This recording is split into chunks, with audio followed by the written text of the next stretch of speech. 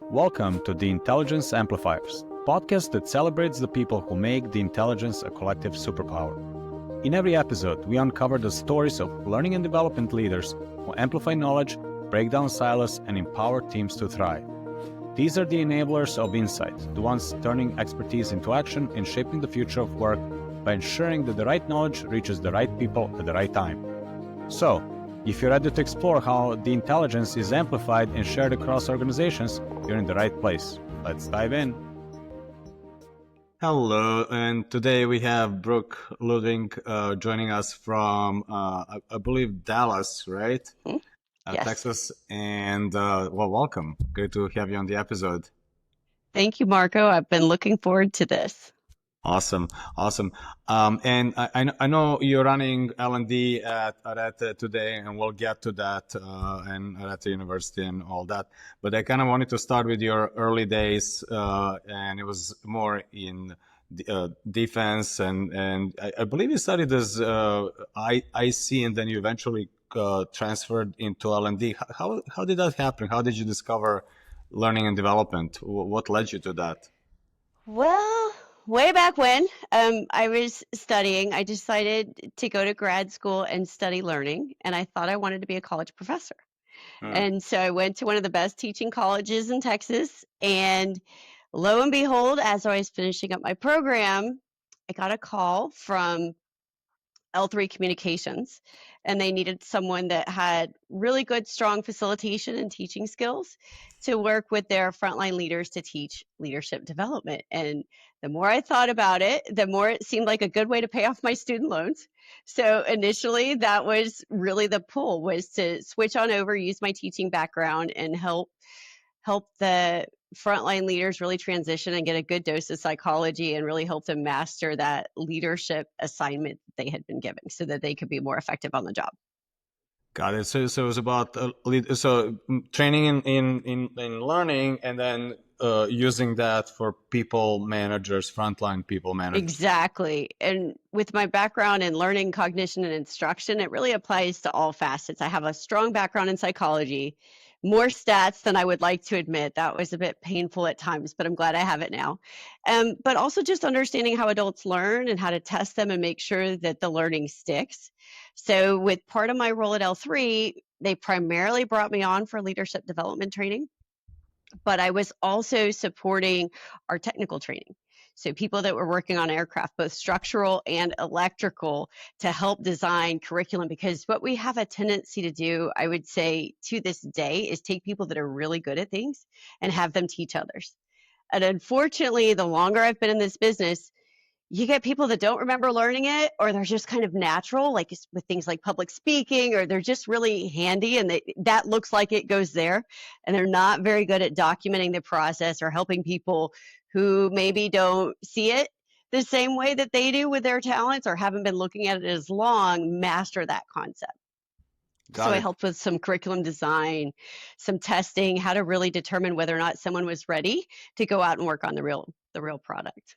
Got it. And so, doing frontline manager training, leadership development, leader development, that's pretty common.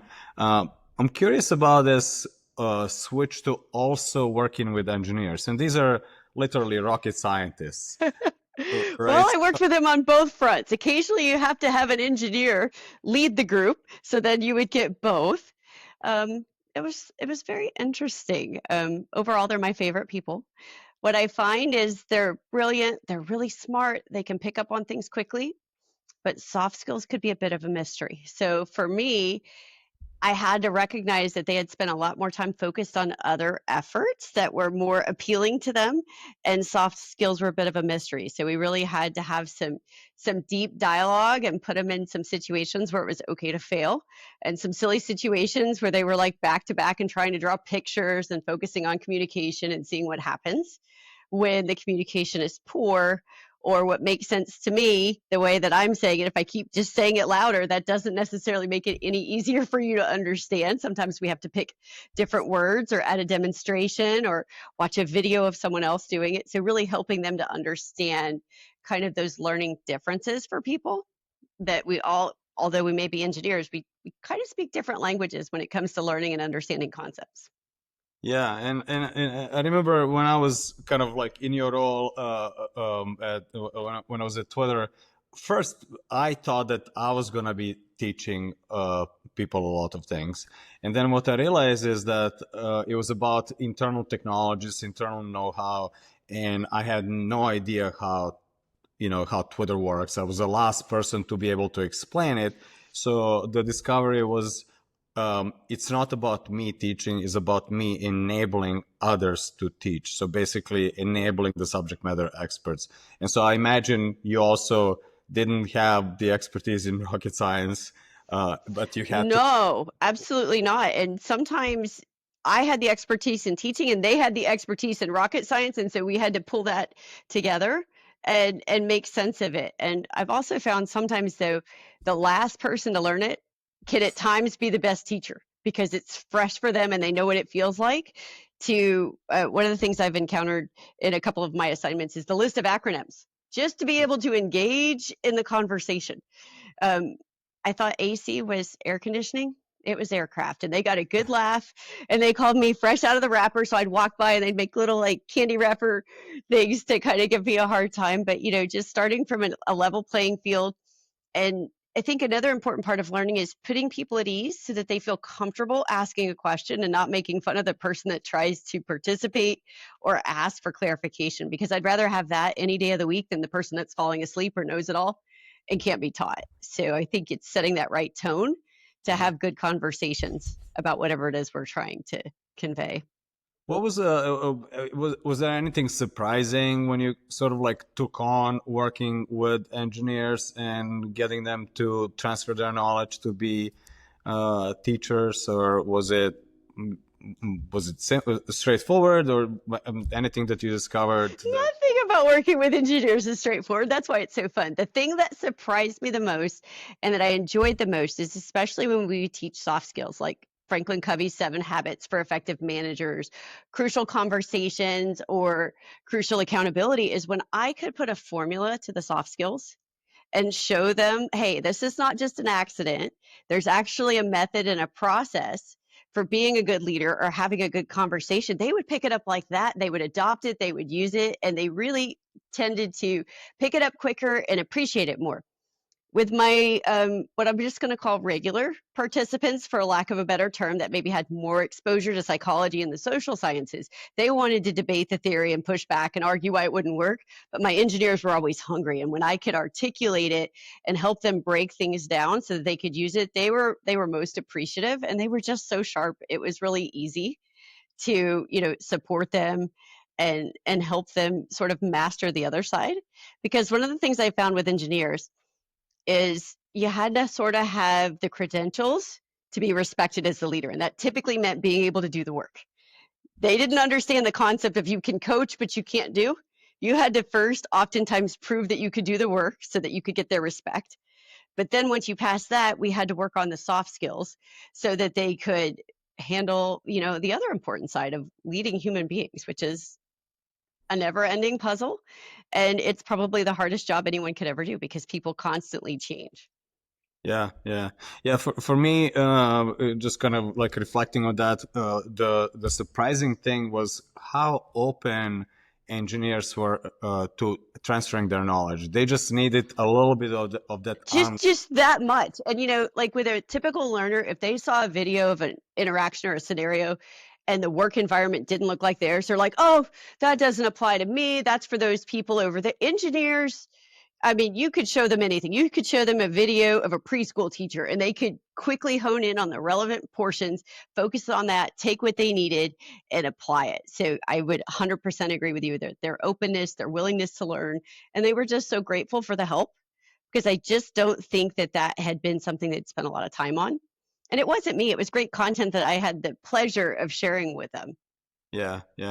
And also, I also see this pattern, especially in technology companies. People managers usually come from. We usually take engineers and make them into managers, and sometimes there's this misconception that it's going to be a promotion or like, you're getting to the next level. In reality, you're taking a job that you know very well, e.g. engineering, and then you're giving all that up for a job you know nothing about, which is people managing. The set of And tools, everything is different. it's so common. And what I would often find, I hear this in a lot, it would be my guys on the flight line that were really good, like ex-military, my engineers, my scientists. They would take it, and they would usually take it for a couple of reasons. They would either say they told me I'd have to work for someone I didn't want to, so that made it appealing.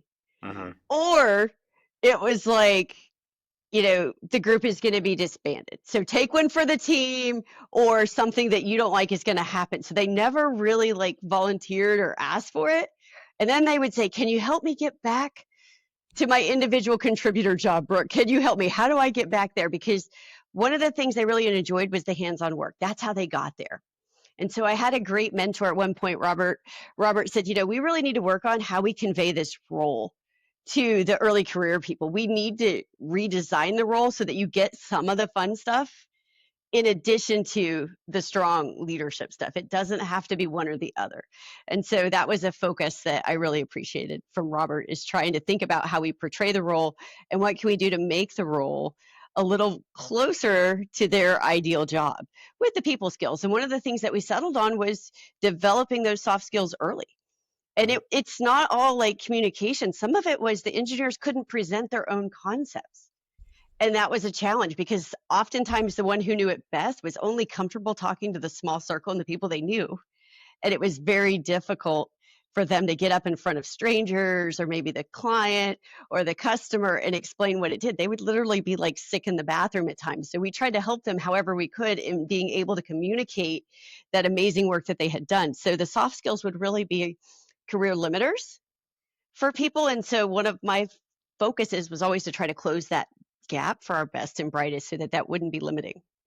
Got it. And how did you think about like? And first of all, what was the biggest difference, I guess, working with people managers versus ICs in training? Like, did you notice much there, or? I think with my individual contributors and my informal leaders, it was actually the harder job, because they didn't have any position power. You know what I'm saying? I have to get you to give me an update. I have to persuade you. I don't have your performance review that I can necessarily hold over you, and I don't necessarily control your income. So I feel like individual contributors had to have stronger skills, more in leading with influence and persuasion, as opposed to my formal leaders. And my formal leaders, when I would try to teach them, they would have people in mind. They'd be like, oh, but you don't know my people. You don't know my team. This is, they could kind of like rationalize and really do a good job of describing the situation that they were walking into. So just kind of different challenges. I believe we lead from a variety of positions. And just because someone may not have formal leadership, when you want to change a culture or get an initiative rolling, you really have to get those influencers in the company, not necessarily the people in power. Who does everyone listen to? Who do the people trust? Who do they go to see if things are going to be okay? And so that is not always a formal leader. Yeah, my mentor always talks about there are two types of leadership: leading through power versus leading through influence, right? So leading through power is like you have direct reports, you have a control over hiring, firing, promoting, and so on, and you kind of inherit that. But leading through influence it's more on merits. You have to earn it. People don't report to you, so you have to win with ideas, with communicating them, and so forth. And so I can see how that is. Yeah, I think if we would adopt a little bit more of that in our formal leaders, they would have a much more successful experience. People, it's the things like work with me, not work for me. Let's do it together. How can I support you? That servant leadership has always been a style that tends to resonate better with people. When they say, I don't want to let my manager down, then you know that you've got that respect. They feel that you support them and you're in their corner, versus I'm afraid, or I don't want them to catch me. So it's definitely different styles through the generations. I've seen a a variety, and I would say we can always learn, even if it's what not to do. Sometimes we have to experience that really less than ideal scenario to say, I don't ever want the people on my team to feel like this, because now I get it. Got it. And working for a defense contractor, large organization, doing this, like, what was, like, I guess, the biggest learning out of that for you? There was what I would call a deprogramming period for my military leaders. They have wonderful leadership development training. They're really good at a lot of things, public speaking, command and control. They respect the hierarchy, but persuasion was not typically high on their list. So, developing that influential leadership was a challenge. I think also watching people rise to power, not realizing that, like, if this is really what you want to make your career out of, the defense world is small. People leave from one company, they go to the other. It's a very small circle of people. So they need to really think about the relationships they build, how they treat other people, because one of the things that was kind of unique there is they had people that would be working, like you would be working for me one year, and in a couple of years, I may be working for you, and it would flip flop, or we'd be, on different sides of the table. So really building those relationships all the way around with respect, such that you weren't limited by people. You would build relationships with people and meet them where they were at, so that you could have positive working relations, because those things would shift from time to time. Got it. And how did you think about measuring impact of? Obviously, you're doing all this. You're training both ICs to become leaders and people managers to lead better. How did you know the value of your work? Like, what's the measure of performance or impact that you caused? Yeah, it's a little fuzzier than I would like. I didn't always have the stats or the metrics. I have a metric right now that said, everybody got a bonus that year. So that was a 20% increase in revenue. Pretty easy to say, we hit our targets, and, it showed up in our paychecks. What I would say is it's a little bit different at different levels. Just starting out, if we've got some earlier career people, at the individual contributor level classes, I would literally watch how fast a class took to fill up. There were times when it would fill up in a matter of 20 minutes, 30 minutes, and I would have a wait list. So that told me, especially if it wasn't the first class, that word was out that was value added and people were wanting to try to get in. So that was one way. When we had high potential programs, leadership development programs, it would be the internal promotions, tenure. How long do people stay in an organization? And when I did succession planning, how many of the people that we talked about actually got opportunities to lead and take on more and more responsibility? So you'd see it from a couple of different angles, but a lot of it too has to do with the return on investment. And sometimes in training, it's not necessarily dollars, it's, was that worth their time? Because one of the things that somebody told me, and I've really latched onto, is training without behavioral change is just really, really expensive entertainment. Yeah. And one of my mentors said, I was looking at training. I was like, okay, these are the facilitators in the local area. And he was like, wait a minute. Do you understand how much it costs to pull people off the job in the classroom? What we're investing in the program? We're not going to be limited by a plane ticket. We need the best person for the job, and the price of the plane ticket is nothing. So we want to make sure that people walk away and have the tools and resources and sometimes the connections from class to reach out and get help, but to do something different than they would have. And if I can save people from some mistakes, one leader stands out. He had the opportunity to come to class like the week before they announced he was taking over the group. And so he really had a chance to practice some things, get some input, and make some leadership connections before stepping into that leadership role. Because, the hardest thing to do, and I don't care if you're on the shop floor or in the boardroom, is take over the team you used to be on. Because typically you have people that are like, I used to work beside you. You have a different type of relationship, and now that relationship's going to change. And it's as simple as sometimes they don't want to ride with you in the car. They don't want to sit with you at lunch. It's a different conversation, and it can be hard to adjust because the leader doesn't see anything different. But now the nature of the conversations are very different, if that makes sense. And I've had a colleague that I worked with and then went to work for, and simple conversations carry a lot of different weight depending on the nature of the relationship. When you're peers, you can say things. I have a job interview to a peer is, nonchalant. I have a job interview to my boss. Well, what are you threatening to leave? What are you talking about? Should I be worried? It's like a very different conversation. So whether or not you want that relationship to change it does by nature of that reporting relationship. And I think we need to be mindful of that and understand that that's situational, not necessarily personal. Yeah, got it. Yeah, in my past life, I used to actually have a training company, so we would sell training. And to your point, whenever I got any concerns about the cost of training, I would always go back to the biggest impact is the actual time of all the people that are going to be sitting in the class and consuming that. It's not the actual cost of the instructor delivering No. the instruction. It's that. And I like to have like tools, like discussion planners and things so that I could partner with the HR teams and say, okay, let's see your discussion planner. Have you filled it out? Have you thought about this prior to sitting down with the employee? Let's talk about your approach. Where, what is it you're looking to come away with so that you could see tangible evidence that they had done something different. And, sometimes the language changes. When I'm successful with a program, we can talk about things in terms of expectations and, how are we measuring, things like that. You start to see it show up in conversations, which just makes it easier. We did at Arete, we did the excellence model to define the culture and the behaviors that we were looking for, like win together, servant leadership, data-driven decisions. And we had, outlined, this is what it looks like when we see it, as opposed to just the values that were difficult to measure. So when I initially started, they would say, oh, someone's not a culture fit.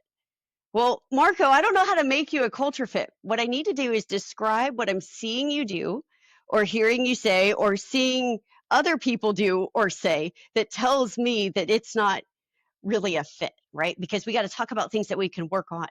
When you're not there, I want people to be like, I wish Marco was here. He would know what to do. He would have great insight here. When I hear things like that, I know that, people are relying on you.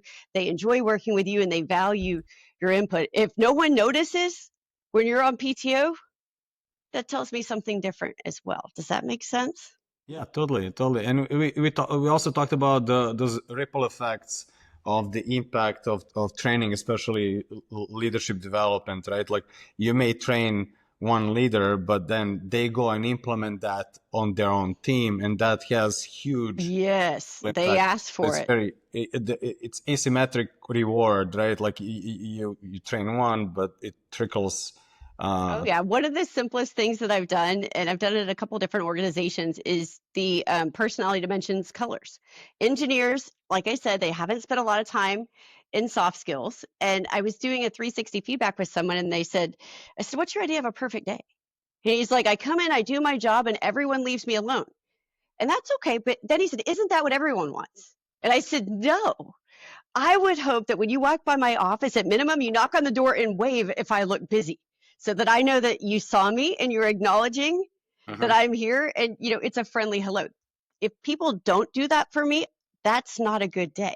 Whereas from his perspective, it would be interrupting. So like teaching people about how different personalities interpret things different, just on the most surface level, because I think at least in the US, we teach people in kindergarten, treat people the way you would like to be treated. Well, some people want everybody to stand up and applaud for Marco and talk about what a great job he's done. And other people would rather crawl in a hole and die than be recognized. That's not how they like to be appreciated. Maybe they would just like a thoughtful note or someone to come by and shake your hand and say thank you. So like getting to know people as individuals is a big part of leadership. And so I knew that program was successful when they would say, Brooke, we need you to do the colors on Marco because we don't know what color, we want to know. And people would start asking for things and, reaching out and asking for it as opposed to like pushing it, if that makes sense. Yeah, totally. And if I remember correctly, your background is psychology, right? That's so you brought that to leadership development. How is it transferable? Like, how much do you lean on your formal training? Like, if any? Probably way more than most, because when I see concepts, I'm relating it. And one of the things that I really like are assessments. And when I do assessments, like in the UK, they're really big on like inbox assessments, leaderless meeting, like live simulation type things. Or I've seen some online ones. I like to pair the live assessments that we do with people with like a 360 feedback, where people that you work with that are like reporting to you, parallel to you, and above you give feedback. And so I look for things that are consistent between what we actually observed during the day in the life activity and what we're seeing from the people that know you in real life, to say, look, these things are all kind of pointing in the same direction. I understand that's not what you're going for, but this is how it's coming across. And if that's a career limiter, how can we, help address that for you so that it doesn't become a derailer, and really helping people to see. But they oftentimes don't want to see any flaws. And it's not necessarily flaws, it's just we have different strengths. And if that's a strength that you need and you don't have, then we need to partner with someone else and be aware of it. We don't want to like try to improve everything, but know where your sweet spots are and know when to invite others in so you can be self-aware. We don't have to be perfect, but I think self-awareness really trumps a lot. And I find that assessments are extremely helpful because most of us have a pretty distorted view of what's going on from time to time. And that can be really impactful to help people. I like to focus. Let's not just fix everything. Let's focus on, where are we stumbling right now? What is the impact of that? And what if we could overcome that? How much simpler and better and more successful could we be if we were just aware? Got it. So basically finding the blind spots, which obviously we're blind to, and using assessments, both self-assessment and then teamwork, co-workers assessment, and finding the common denominator. And then and when people pick what they want to work on, one of the things that I did, I remember quite vividly, we did a what we called a change 360. So one of the behaviors, so we would start every high potential development program with assessments and a day in the life. And then we'd have, 12 months worth of programming once a month where we would focus on different aspects of leadership. And this individual was a little curt, was a pretty thoughtful guy, but he didn't really show it. And one of the things that he was focusing on throughout the program was showing empathy to others, really letting that express. And when he saw his survey results, that 360, the change one, and he saw the needle move, he was so excited because he was working really hard to show that when people gave him higher marks and could see the change and gave him that positive feedback, that meant the world to him. So he could actually see the impact that what he was trying to do was actually making a difference and helping him be more effective as a leader, as a teammate, as a peer. And so that was quite a personal victory for him. But, they would choose what they were willing to work on. There's some things where people are like, that's just me.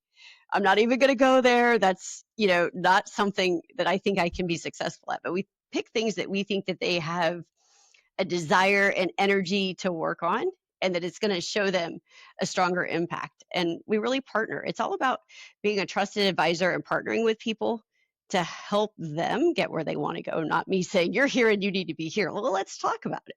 What are your aspirations? What are your goals? How is this limiting you? Got it. Yeah. And I keep thinking about Strengths Finder as like one. Oh, I love strengths. Yeah. And so the question that always comes up for me is, how much do you focus on your strengths versus improving your weaknesses, right? And there's probably a balance, right? Like if you have... Depends on the situation. Yeah. Are we trying to save a failing business? Are we in a position where we have a strong leadership bench to pull from and some time, or do we have to have you ready now because the other guy just walked? So I would say it depends on the person and the situation, but always the business needs. What does this situation need right now? Got it. So you went from a large defense contractor or doing all this, and then you're now at Arete, which is a much smaller cybersecurity company, totally different scale, starting from ground up. How did that come about? What drove you to do that? I have wonderful things to say about L3. Looking back, I think I was a little bit spoiled with the amount of resources, the certifications, the never-ending, at times felt like budget, the ability to travel and, bring like best-in-class content and, work with other facilitators from across the business, engagement surveys. Like I had a lot of tools to work with, but ultimately it was such a great place to work. People didn't leave. So the career development opportunities were pretty scarce if I was not willing to relocate to Florida. And I had a colleague of mine that had left the business to join the cybersecurity startup. And I was somewhat coaching her, just, mostly as a good friend, but helping her navigate the situation. And she knew I was ready to make a career move. And I got pretty serious about a couple of companies. She's like, I don't want you to go there. I want you to come here. I was like, we talked about it. When you're 1,000 people, it'll make sense. And she was like, no, we need you here now. And, everything just kind of fell into place. I took a chance and I was like, here goes nothing, but it's time to make a move. And it was the right situation. I felt like I knew the situation well enough based on her candid conversations when she wasn't trying to recruit me. I knew we worked well together, and I knew that many of the skills that I had honed in that environment would be relevant to what they were trying to do. So it really worked out amazing to be able to take what I had learned and apply it to a smaller growing business that really needed the structure. And, when I first went there, people were like, Brooke, it's a small organization. There is absolutely nowhere to hide. And it was a little different than, the big behemoth culture where there's like a lot of accountability. When you step out into a small business, that's on you. The ROI is on you, and there is no one else to blame. And so it was a big shift, but it was so amazing to see the impact and to roll out programs and see that not all of them worked.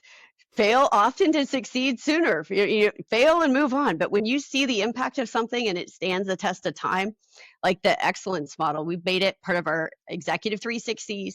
We put it in our performance reviews, peer feedback, our development plans. We even had a culture fit assessment designed around them. So you really see it take root and help shape the organization. And it was, there was a group of people, it wasn't just me by any means, that helped develop that, but it really became a tool that we used to help talk about things that would either propel or limit careers and how we could use those. So it's just so satisfying and so rewarding to have that ability to make a difference and an impact that I wouldn't trade it for the world. Got it. And it was relatively small and fast growing at the time. What was the initial sort of like low-hanging fruit? Like what did you start? Like what were the initial programs? It's not very glamorous. The initial low-hanging fruit was we didn't have a learning management system and we had no compliance training. Got it. And we had no process for regulating training requests. So they were spending a lot of money on external training without like really a purpose or a rhyme or a reason. And so we put some guardrails in place to, number one, make sure that we could be compliant, like we're now SOC compliant, ISO, things like that. And you have to have training systems and you have to have a record to show who is trained on what and, how do we capture those records. The other real big impact was prior to me joining, they did what a lot of businesses do, which is come follow me. Let me show you how to do this. And when they start to feel comfortable, Marco, you're like, okay, Brooke, you've been doing this long enough. I trust you to do this. And then you just kind of informally do it. Well, that works until you start to scale very rapidly. And then people are hearing different messages and, the client experience is not consistent. So we had to really start to keep track of training, make sure that things didn't get skipped, that they heard the same message. So we did a lot of like e-learning, which is not very glamorous, but at least we got to hear it all from Marco instead of, somebody's third-hand version of it. I implemented an OJT program where somebody would actually sign off on somebody else to say, yes, I've seen them do it. I'm confident they're ready to go. Just some basic stuff that at L3 was like common knowledge. You would never dream of not having that. Yeah. To, taking it to more of the startup environment. That was quite a culture shift, but it really helped us scale and grow. Yeah, I remember you mentioned how you started like kind of pulling pieces together and documenting processes and then automating processes. And I would imagine that a larger organization, all that was already there. You kind of took it was called the Document Configuration Management Department. And if this thing changed, it impacted 16 other things and we would get audited like crazy. But I find that people tend to do their best work when they know what's expected of them. And they have, places they can go because being global, we work 24/7, especially with cybersecurity incident response. There's not always your go-to person is not always going to answer the phone, and you have to have things to reference so that we have guidance and, protocols as to which direction to go, what's urgent, what needs a signature, things like that, so that we can have a lot of consistency, especially as the business started to grow very rapidly. Got it. And is it same or different how you measure impact at large organization versus a smaller, rapidly growing startup? Like, how do you manage that reporting to, like, I guess, executives or the teams that you work on? It's a lot different. When the business is doing well, training can take some of the credit. When the business is failing, training takes a lot of the blame. It's really more of a partnership, if that makes sense. When we're having good feedback from clients, things are working, people are staying, people are growing in their careers, that's your immediate feedback. But I would say startups are just so much more agile. You Yeah. want to be relevant and part of the conversation and be thought of as someone that can help solve business problems. We want to be we don't want to be a cost center. We don't want to, pull money out of the company. We want to teach people skills that they can turn around and, spend more time with the client, get up to speed quicker, definitely help the business grow and be successful. So those are our metrics. And that's one of the things that I would say has been a really big shift too, is I have like a charter when we sit down to do a learning project. I'm not just an order taker. When I was at L3, the things this happened well before, but now I'm like, okay, help me understand what problem this solves. What is it you expect people to be able to do that they're not doing now once they complete the program? How much time do we have? What resources? What does success look like? And really getting clear on those measures. And it doesn't have to be perfect, but we have to be on the same page so that I'm not going to work hard on a product or a program that's not going to meet your needs. And then we have to have that contract that if something should change, because things can and sometimes they should, that we communicate so that you don't let me go build something that doesn't solve the problem. So it's really just partnering with the SMEs. And oftentimes I'm teaching things that I have almost no expertise in. So I really have to pull it out of my subject matter experts and talk to different people that have just learned it. Who's the best trainer? How do you know when someone's ready? Can you give me an example? And like, we had to come up with like, what's a pass fail? What's the scorecard look like? What are we looking for? What could somebody do that would make them immediately fail? Yeah. Things like that. And it goes back to, working with the rocket scientists again, right? Like, how do you get people whose job is not to do teaching, right?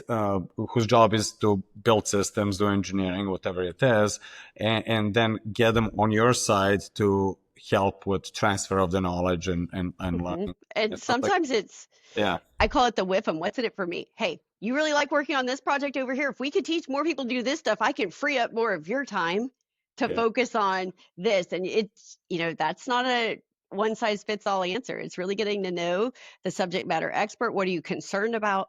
How can we put guardrails in place? What is the current state? Are we absorbing risk right now?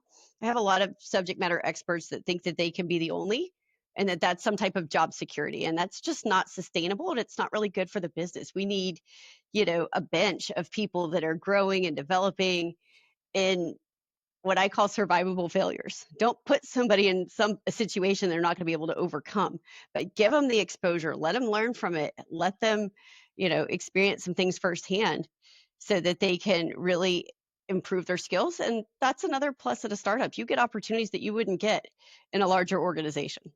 Got it. So it's basically selling this idea of hoarding knowledge and being the only person that knows something is actually not good. And we used to talk about increasing the bus factor, right? Like, what happens if that one subject matter expert gets hit by a bus? Absolutely. I used to say no one is immune from the bus. And then one of my colleagues said, Brooke, can we just say winning the lottery? Because if I win the lottery, I'm not coming back. And I'd rather think about that scenario than the bus. But, the reality is, if we really like someone, somebody else does too. So they can be poached and pulled to another organization. They're going to have options. So we need to develop pools of successors. And one of the things that I love to ask, being the learning person, when we're talking about up and comers or high potential employees, is how are they at developing others? Yeah. And if that's not an option that they have an opportunity to, how are they at giving feedback? Because I believe those two things are really critical to getting other people up to speed, is really understanding how they can grow other people so that they can, have more influence and move on to new problems. Yeah, I remember when we were working on the career ladder for engineers, and the higher up they would go, it was less about how much code do you write, but it was more about how much do you enable others to write great code. So Exactly. the measure of getting promoted was really impacting others through teaching, mentoring, documenting, explaining, etc., etc. So it's this mind shift of, at some point you stop having to do the work, but your job is to enable others to do great work. And Uh, one of the things that I found successful is let them go on ride-alongs. Don't take them completely out. Let them get in there every once in a while. But when they show up, they need to be showing up in a supporting capacity. It doesn't need to be like, I'm grading, I'm judging you. Let them go witness greatness. Let them, see what it's really like on the front lines from time to time because it makes them a stronger leader. So I never think they need to completely divorce. And I believe as a leader, I had this conversation with someone who's shower main lameness. They had a little bit of an issue. Things weren't working and someone, ended up separating from the company. And the leader says, well, what are you going to do about it, HR? And I'm like, excuse me, no. You delegated the task to someone that, couldn't carry it out. It now goes back to you. You can delegate the task, but you still own it. You are still accountable for ensuring that it's done. So that is on the leader. And sometimes that means the leader has to step in and do it until they can figure out another solution or borrow someone or whatever it is. But, they have to really own the delivery of whatever it is that they're managing. You don't get to, oh, well, my person, the other thing I hear is, well, I have green. My people are green. Well, you either grow them or you'll get new people because that's not an excuse for not delivering. What are you doing about it? You take what you're given and you develop them. That is the part of the leader. yeah, exactly. And recently, you and I discussed this article about like the role of L&D, right? And so the way I've been observing it, we just came from what I call a tech winter when things used to be really nice and rosy and everyone competed for talent. And learning in development to a certain extent was sort of like, having free food, startups and so on. It was a nice to have. And of course, when things get tough, one of the first things that gets cut often is nice to haves, and often Ellen kind of falls into that. And we were discussing how there's a shifting role of learning and development to be strategic to the business, not just sort of like a side benefit to. How are you thinking about that? Like, what are you seeing in terms? Well, I think a part that people don't often like to talk about, especially if you've got like earlier career learning and development people, is we really have to be partners and we have to ask hard questions. Oftentimes when someone in authority says, we need this training, well, maybe help me understand, like I said earlier, what are we going to do different as a result? Like, are we looking for behavioral change? Is this because I really believe like one of the best ways to learn is to give people assignments, but there's only so many assignments to go around. So we need to know who that up and coming talent is, who has the most potential, pair them with the best mentors and let them work and learn at the same time. But when we just blindly take orders or assume that we have to do something because that's the way we've always done it, I think that's when we really put ourselves at risk. We need to solve business challenges and business problems so that we can be part of the solution. And learning is shifting. Micro learning, minimizing time away from the client. Like, if it could be something as simple as a pivot table that you haven't done in a long time, you want to be able to quickly look it up, get what you need and go. You don't need to take a full day class on Excel or even spend an hour. So it's about bookmarking things, references, job aids, just really having the resources that people need so that they miss you when you're not there. And I find that that's easiest to do in-house and it's easiest to do when you have strong relationships so that people come to you and you can find out who the subject matter experts are. What is it that's easy to learn and what are some of the skills that we might have to do a better job of selecting and what other groups might have that talent that we could do some cross training and things of that nature. So it's really more of an art than a science. And when you just, I've witnessed a lot of consulting firms are like, our product is frontline leadership training and they just push the same thing no matter where they go. I think we need to look at, okay, what is it that our leaders are not doing well that is impacting the business? And we address that portion, or maybe it's individual based on the leaders. It's really, it takes time to get to know people and be part of the solution. One of the things that I like to do is help people shop for external training. First thing I'm going to do is make sure we don't have it in-house. Help me understand what success looks like. And, if we need to go externally, that's fine. But I definitely want to make sure that we're making a good investment and that when they come back, they stay for a little while so that our company has a chance to get some benefit from that. Maybe they're going to do some lunch and learns. I always like people to take the test to get the certification. Just little tweaks to make sure that when we send people, we're sending the right people, and then the company gets something back in exchange for that. Got it. So it's combining both external and internal, and kind of bringing the best of the both worlds, right? Yeah, but it's being that consultant to figure out what is required, what is necessary, and what makes the most sense given the circumstance that we're in right now. Yeah, yeah. I like that idea of L&D being almost like a consultancy to help uh, uh, drive the best strategy for what people need, and then you have a toolbox of various tools. Some could be Mhm. external, that could be off the shelf, and some you develop internally and lean on your subject matter experts to develop it, and something that's like unique to your business. And so, Yeah. And I would say the other thing is, we partner with our HR business partners. What are people complaining about? What Mhm. are leaders not good at? Like it's it's really about taking input from a variety of sources, if that makes sense, and customizing solutions to meet people where they're at and go where the energy is. Yeah, and that goes back to like being strategic in what you do and who you serve and how you serve the organization internally. Exactly. I mean, I get requests for training that makes no sense all the time. We need a policy and training on how to enter your time. Really? These people filled out a job application. Are you telling me, like, it's not an ability issue. It's what happens, what is the consequence for not doing it? Like, we need to, like, maybe look at a better way to solve the problem, because I only get so much quote unquote training time.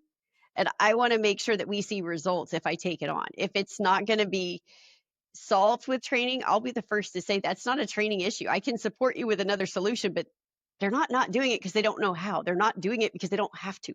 Nothing bad happens to them when they don't do this. We need to look at it from a different angle. But if it truly is a training issue where people have never, been taken through the process or been guided or received feedback, then that's a different story. But we need to know the difference. When is training part of the solution, and when is it just, something that somebody wants to say we did to, look like they were busy. Got it. What's something you're excited about? What do you see on the horizon? Where's the industry going? Like, yeah. Well, one of the things that I'm most excited about right now, Marco, is little things like this, the accessibility. When I was just, early career and entering, I was at the mercy of the people around me and the business that I was in. Now, today, with all the podcasts and, the webinars, the conferences, all of the communities online and LinkedIn, you are not limited by geography or any of those things. So you have exposure to so much content, so many thought leaders. You can bounce ideas and actually build, you know, have dialogues and follow what's going on in best practices without putting in too terribly much effort. You used to be limited by your immediate team, your leadership, what you had an appetite for. And I keep seeing more and more of what people are doing kind of on a smaller scale and with limited budget. And those are things, depending on situations, can be very relevant. But just developing that community of, hey, what success did you have? Lessons learned, best practices. They're just so much more accessible. And even like going to conferences are absolutely energizing for me. But I've certainly been through times and partnered with people in businesses where they didn't have the funding. So now being able to do things virtual, or, you sign up for the webinar and then you listen to it later, all of those, I mean, there's just so many options at a very, very low price of admission, if anything at all, to help people that are motivated to be exposed. And it also helps people stay connected. I mean, LinkedIn has helped me connect with so many of my former colleagues from years ago. And you get on the phone or you get on a Zoom call and it's like you never left. And it's great to hear what they've been up to. What challenges are you seeing? How have you solved it? And it really gives a huge opportunity to accelerate and partner like never before. That didn't exist when I was coming into the workforce. So that excites me to see what people will be able to do with these resources and with the support. Got it. So there's way more options now. It's about personalization, curation, and I also heard personal connection, right? Like there's something about that human to human connection to figure out what's best and kind of We're comparing. social creatures. We like to get, I've always found over my career, people don't call always the person they think that has the answer. They call the person they know that they trust. The person that's not going to laugh and say, I can't believe you don't know that. The person that's like, okay, I'm going to call Marco. And if Marco can't help me, he'll tell me who can help me and he'll pave the way. And that's how, people like to work with people they know in Yeah. a variety of things, whether you're offering a job, putting someone on a work team, or just answering a question. They want to go to that familiar resource that they have trust in, because trust is very difficult to build. And so once you have that, you become more partners, if that makes sense, and a trusted advisor when you build that relationship. And The other thing I'd like to point out is, especially when it comes to mentoring, I hear a lot of my early career mentors of, oh, I don't want to bother my mentor. They're so busy. But what I hear privately is the mentors are like, it is so exciting to work with people that have new technologies that I don't have, to see, the way they look at things different, the access to technology, just it's a two-way street. So I really think that connection is very, very important. Got it. So sometimes it's not about what you know, it's who you know as well. A lot of times I would go so far as to say, Yeah. you need to know, we need other people. It's a really important thing to develop that sense of community. Got it. Speaking of mentoring, if you were to mentor your younger self, if you were going to give a piece of advice to your younger self starting in this role, what would that be? Network, and not like a campaign trail network, but get to know, make connections. I would talk to more people when I'm out and about. I would make sure that we exchange contact information. People are so willing to help, but not everybody is going to be outgoing and ask. And so I think back to some of my earlier days, I should have capitalized some more on some of those connections. And at this point in my career, I'm not afraid to hear a no. If I don't hear a no, I didn't ask for enough. Okay. I don't care. I'm going to shoot it. I'm going to ask. And if you don't, if you're not interested or you don't accept my LinkedIn connection, fine. I'm no worse off than I am right now. But in my earlier days, I was a little bit inhibited. Oh, I'm intimidated. No, get out there, connect with people, but it should be a give and take. You should say, how can I support you? It's not always, hey, Marco, what can you do for me? It's, hey, tell me what you're experiencing. What are you interested in? What are you working on? And figure out how I can support you. Because if we all have that attitude, it's a lot more fun. And I really don't like it when people try to sell me stuff either, if I'm not asking. Got it. And any specific channels for your network? Is that like LinkedIn, conferences, co-workers, all of the above? Conferences are few and far between for me right now. We're a very lean staff wearing many hats. It's a startup pace. So I would say it's definitely LinkedIn. People share things like podcasts. I listen to them in my car. I have quite a lot going on outside of work as well as inside of work. I have 3 kids, a husband. I think friends are very important. So trying to keep all of those things going, I find myself learning on the go a lot. I listen to books on tape. I listen to podcasts while I'm driving, back and forth to practice or to make a family event or things like that. So I think it's just using up the space that I have to make the most of it so that we can have more interesting and engaging conversations. Got it. So constantly be learning and constantly be learning from others and connect to mentors and do all of the stuff. Awesome. Well, Brooke, thank you so much. This was a quite eye-opening, and I got a lot from your experience. So thank you for sharing. I really appreciate it. Well, I really appreciate the invite. Can't thank you enough. I appreciate one of the funny stories is Madison Artist. When I first got approached, I was like, I don't know what this is. Let me go see what I can find. So what did I do? I told you, my more mature self, Madison, hey, I got approached about this. Can you tell me about your experience? Would you do it again? And she was like, oh, it was great. If you have any questions, immediately, just warm, open, that's the kind of connection I'm talking about. She doesn't know me. She didn't even owe me a response. She could have ghosted me and never, thought twice about it. But little things like that make it so worth it. So it's really amazing what happens when you put yourself out there a little bit. And if I can give just this much back to all of those that helped me along the way or model some of what Madison did, that would be my pleasure. Madison's great. Yeah. And thank you. And I really enjoyed having you on the episode. Well, I look forward to supporting you and seeing what else you do next. So let me know how I can help you be even more successful. We'll keep in touch. Thanks, Brooke. All right, Marco. Thank you. That's it for this episode of the Intelligence Amplifiers. If you like what you've heard, be sure to subscribe or follow so you don't miss out on the future episodes. And if you're interested in being a guest or have a question, check out the episode description for how to reach us. Also, don't forget to check out Plus, the platform that makes collective intelligence at scale possible. Find out more at plusplus.co. Thank you for listening, and until next time, keep amplifying.